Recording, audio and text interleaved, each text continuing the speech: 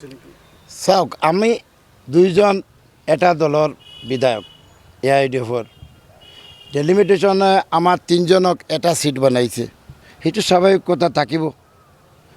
তিনিজন যেতিয়া এটা সমষ্টিত আহিছে, কোনে টিকেট পাব, কোনে ইলেকশ্যন খেলিব, ৰাইজে কাক ভোট দিব, কোন বিধায়ক হ'ব, সেইটো থাকিব। কিন্তু ৰাইজৰ স্বাৰ্থত, আমাৰ জনসাধাৰণ হাইলাকান্দি জিলাৰ স্বাৰ্থত পঞ্চায়ত ডেলিমিটেশ্যন যিটো হৈ আছে, সেইটোত আমি বিধায়কৰ আমি একো পাৰ্থক্য নাই।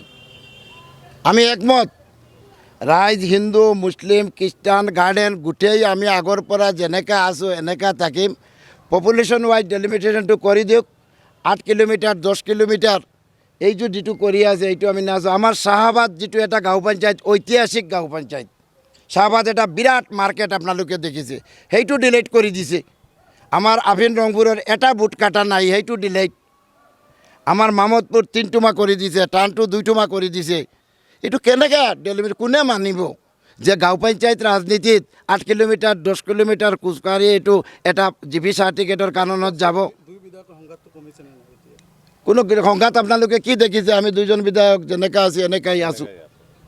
আমিতো কৈছোঁ এইটো এছেম্বলি ইলেকশ্যন নহয়, পাৰ্লামেণ্ট ইলেকশ্যন নহয়, এইটো ডেলিমিটেশ্যন পঞ্চায়ত ৰাজনীতিত। আজি বিধায়ক আমি দুইজনত থাকিব পাৰোঁ নাও পাৰোঁ, কিন্তু ভৱিষ্যতত ৰাইজে প্ৰশ্ন কৰিব, আপোনালোক বিধায়ক আছিলে, অসম চৰকাৰে এনেকৈ ডেলিমিটেশ্যন কৰিছে, আপোনালোকে কি কৰিছে?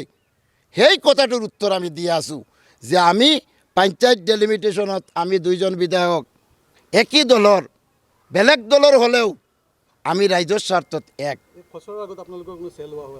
কোনো চেল লোৱা নাই। এটা কথা সুধিলে ক'ব পাৰোঁ হ'লে যে এনেকুৱা নকৰিব, এই জিপিটো এনেকৈ ৰাখক, সেই জিপিটো এনেকৈ ৰাখক। আজি 4জন ছিগনেটৰীয়ে ক'ব নোৱাৰে যে কেনেকৈ বনালে। এছপি কৈ আছে 9,000-ৰ পৰা 13,000 হ'ব।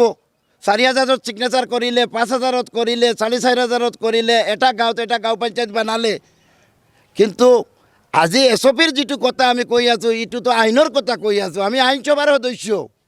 আইন যিটো জাৰি হৈছে ডেলিমিটেশ্যনৰ কাৰণত, এছেম্বলি ডেলিমিটেশ্যনত যিটো আইন হৈছিলে সেইটো মতে এছেম্বলি হৈছে, আৰু এইটো আইনটো কেয়াৰ কৰা নাই।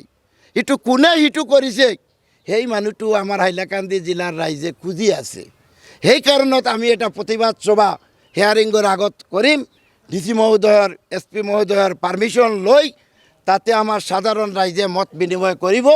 তাৰ পাছত আমাৰ কথা হৈছে, যদি হাইলাকান্দি শান্ত আছে, শান্ত থাকিব।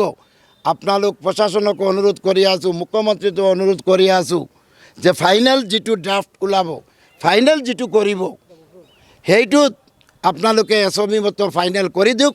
আৰু 3টা ডেভেলপমেণ্ট ব্লক, 90,000 ভোটাৰ আলগাপুৰ কাটলিচৰা বেছি, সেইটো 3টা ব্লক দি দিয়ক। আৰু হাইলাকান্দিত 2টা দি দিয়ক। হাইলাকান্দি LACত 2টা টাউন আছে, হাইলাকান্দি আৰু লালা। আৰবানৰ টকা পাব, কিন্তু আলগাপুৰ পৰা কাটলিচৰাই আৰবানৰ টকা নাপায়। গাঁও পঞ্চায়ত লৈ চলিব লাগিব, ব্লক লৈ চলিব লাগিব। সেই কাৰণত আমি কৈছোঁ যে জাষ্টিছ, SOP, আইন আমাৰ ইকুৱেল। ভাৰতবৰ্ষত যেনেকৈ আমি আছোঁ, জাত পাতৰ ঊৰ্ধত উঠি হিন্দু মুছলিম গোটেই একত্ৰিত এনেকৈ থাকিম। আমি এটা গাঁও পঞ্চায়তৰ কাৰণত 2টা জাতি 2টা ভাগ হ'ব নোৱাৰোঁ।